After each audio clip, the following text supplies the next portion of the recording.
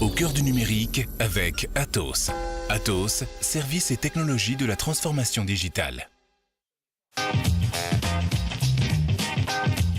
Partout où nous allons, nous laissons des traces numériques. Elles sont parfois de faible densité en information, mais toujours très volumineuses. Toutes ces données, on peut les classer, les filtrer. Découvrons les outils au cœur du Big Data, un reportage de Juliane Antoine. Le Big Data concerne généralement la recherche et l'analyse de données structurées, de sources internes à l'entreprise. Depuis 2002, l'éditeur de logiciels Sinequa indexe des données non structurées. Des documents, des rapports, des lettres, des courriers, des emails, des tweets, des messages, dont on va être capable de tirer du sens. Des développeurs et des linguistes ont élaboré une plateforme de recherche avancée qui peut comprendre et analyser des textes dans une vingtaine de langues. Vous ne pouvez pas savoir si une lettre est positive ou négative vis-à-vis de l'entreprise si vous n'allez pas analyser le contenu du texte.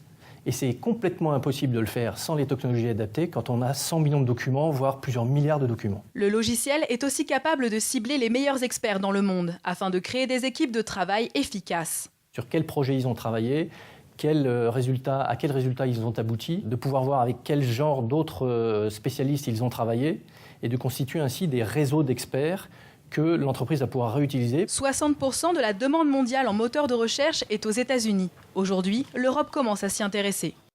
Le Big Data, on en parle avec Marie-Laure Cassé, directrice marketing digitale de voyagesncf.com. Bonjour. Bonjour. Marie-Laure. Alors le Big Data, ça transforme les relations dans l'entreprise. Souvent, le Big Data fait que les entreprises travaillent en mode agile. Ça veut dire qu'on va mettre les équipes ensemble, on va les colocaliser sur des plateaux, ce qui va permettre d'aller plus vite en fait, dans le partage de l'information et ça change aussi les process avec les autres directions.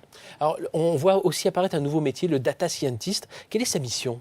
Sa mission, c'est vraiment d'analyser les datas, alors déjà parfois même de les consolider, de les nettoyer, il y a toute cette partie-là, et puis d'en tirer de la valeur, savoir faire parler les datas pour qu'on en sorte des choses à valeur pour le client. Marie-Laure Cassé, merci d'avoir été avec nous.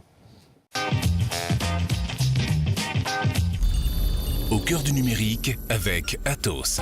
Atos, services et technologies de la transformation digitale.